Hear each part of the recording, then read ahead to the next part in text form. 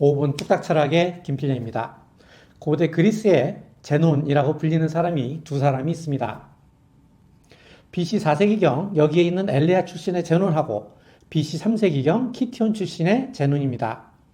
엘레아의 제논은 파르메이데스의 제자로서 제논의 역설을 제시한 사람이고요. 키티온의 제논은 스토아파의 창시자입니다. 스토아라는 말은 이런 기둥을 가리키는데 제논이 아테네의 스토아에서 강의를 했다고 해서 스토아학파라고 부릅니다. 제논은 여기 그늘에 서 있고 제자들은 여기 태양볕에서 강의를 들었겠죠. 그런데 이 양반들 왜 여기 이 태양볕에서 땀을 삐질삐질 흘리면서 강의를 들었겠어요? 뭔가 답답하니까 그랬겠죠. 왜 여러분들도 이런 데 쫓아다니잖아요. 왜 그러세요? 사는 게 답답하고 불안한데 답이 없으니까 그렇죠. 그 당시 상황도 마찬가지였어요. 기원전 3세기에 여기 마케도니아에 있는 알렉산더라고 하는 인물이 나타나서 그리스는 물론이고 이집트, 시리아, 지금의 중동 지역, 그리고 여기 인도까지 싹 쓸어버렸어요. 그리고 대제국을 건설한 겁니다. 그래서 여기 도시국가에서 올망졸망 모여 살던 사람들이 갑자기 세계화가 된 알렉산드리아라는 도시에서 살게 된 거죠.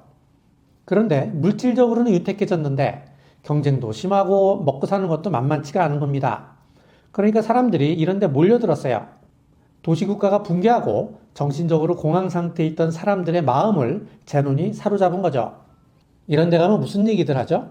대체로 어떻게 하면 성공하는지, 어떻게 하면 이 어려운 현실을 극복하는지, 어떻게 하면 마음이 좀 더 편해지는지, 사는데 진짜로 중요한 게 뭔지, 뭐 이런 얘기들 하겠죠.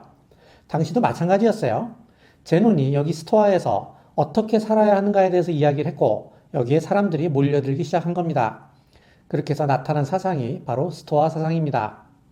이제 대표적인 스토아 철학자들을 보죠. 먼저 창시자인 제논이 있고요. 제논의 제자인 클레안테스, 노예였던 에픽테토스, 네로 황제의 스승이었던 세네카, 로마의 황제 마르쿠스 아우렐리우스 등이 있습니다. 스토아 철학은 기원전 3세기에 나타나서 기원 후 1, 2세기까지 그 명맥을 이어왔는데요. 그래서 시대별로, 철학자별로 조금씩 변화를 했다고 봐야 할 것 같습니다. 이 영상에서는 스토아 사상의 자연 철학과 도덕 철학에 대해서 보고 스토아 철학자들의 일화에 대해서 보겠습니다. 그리고 마지막으로 에피쿠로스 사상과 비교해서 스토아 사상을 이야기하도록 하겠습니다. 바로 시작하시죠.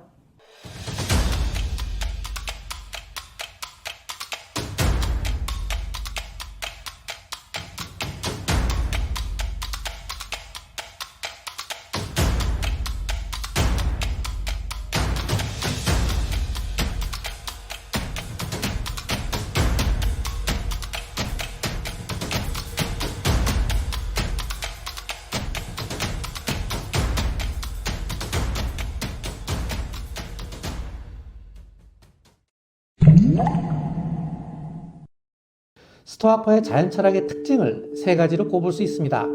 첫째, 유물론적 이론론입니다. 만물은 모두 물질이라는 거죠. 인간, 심지어 신까지도 모두 물질이라는 겁니다. 그렇다고 해서 이런 신의 이미지를 가졌던 것은 아니고 이러한 물질 전체인 세계가 곧 신이라는 겁니다. 자, 뭐가 생각나시죠? 스피노자의 범신론이 생각나죠. 둘째, 결정론입니다. 물질들은 어떤 목적 달성을 위해서 인과 법칙에 따라 변화와 운동을 한다는 겁니다. 그러니 미래가 완전히 결정되어 있겠죠. 마찬가지로 인간의 운명도 결정되어 있다는 겁니다.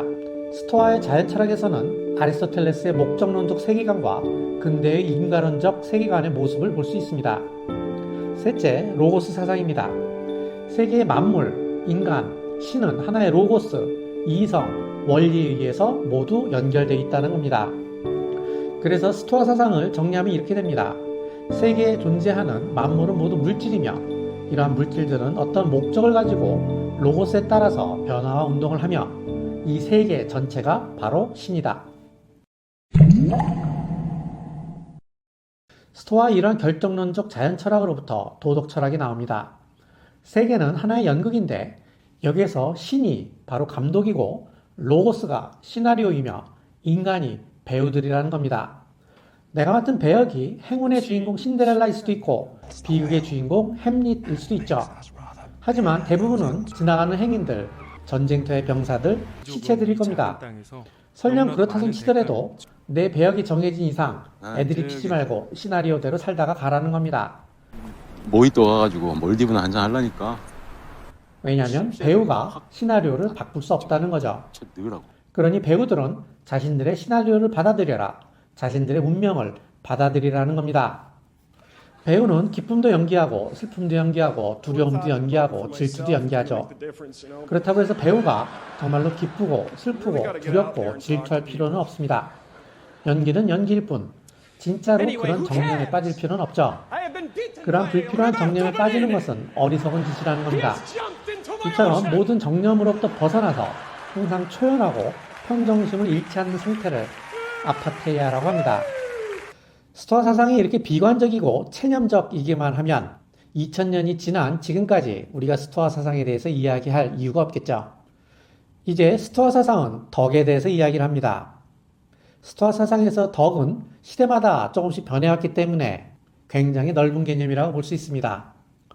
요새 말로 쉽게 말하면 그냥 내면의 힘을 말하는 겁니다.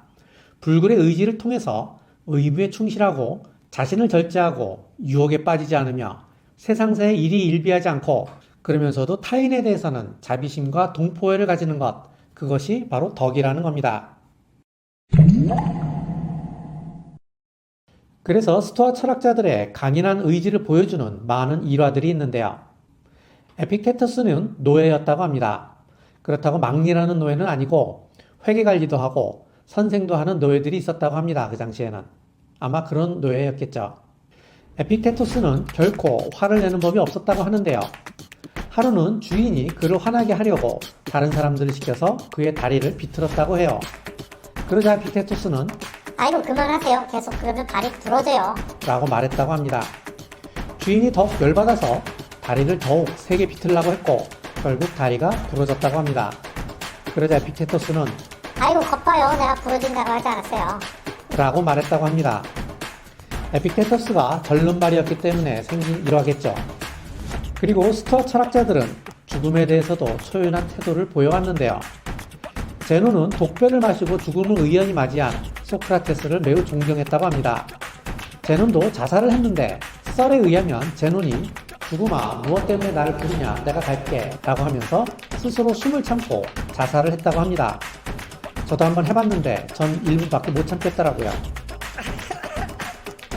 클레안테스도 자살을 했는데요. 스스로 굶어서 자살했다고 합니다. 저도 한번 해봤는데 전 하루밖에 못 굶겠더라고요.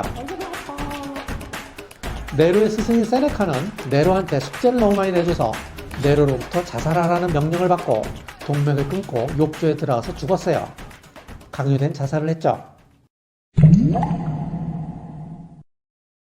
자, 정리합시다. 보통 스토아 사상을 에피쿠로스 사상과 비교해서 설명을 하는데요.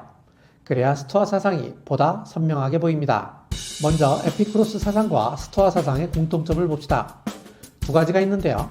첫째, 둘 다 사변적인 사상이 아닌 실천적, 실용적인 사상이라는 점입니다. 이 두 사상의 관심은 당시 로마 제국에서 인간이 어떻게 살아야 하는가에 대한 고민을 담고 있다는 거죠. 둘째, 두 사상 모두 유물론에 기반을 두고 있다는 점입니다. 만물은 물질들로 구성이 되어 있다는 거죠. 이제 에피쿠로스 사상과 스토아 사상의 차이점을 봅시다. 에피쿠로스 사상의 뿌리는 데모크리토스의 원자론입니다. 세계는 원자라는 물질들의 이합 집산일 뿐이라는 거죠. 스토아 사상의 뿌리는 헤라클레이토스의 로고스 사상입니다. 세계는 물질들로 구성되어 있지만 로고스라는 원리가 세계를 관통하고 있다는 겁니다. 에피쿠로스 사상은 쾌락이 곧 선이라는 입장을 가졌죠.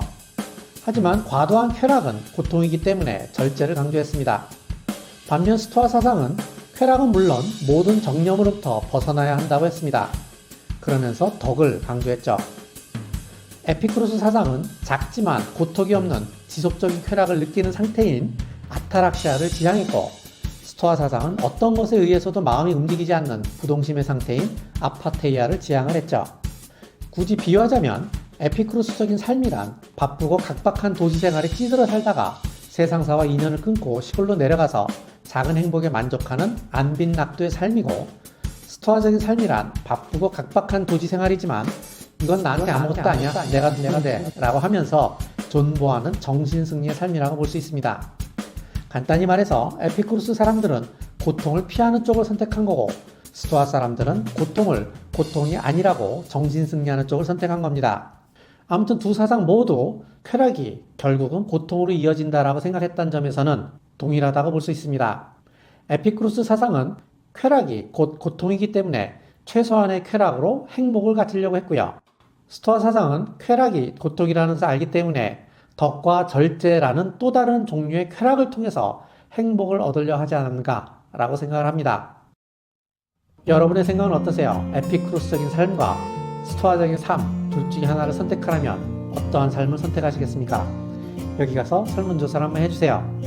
오늘의 영상이 재밌었다면 좋아요와 구독하기 부탁드리고 잘못된 내용이 있으면 댓글을 달아주시기 바라겠습니다. 오늘 이만 마치죠. 감사합니다.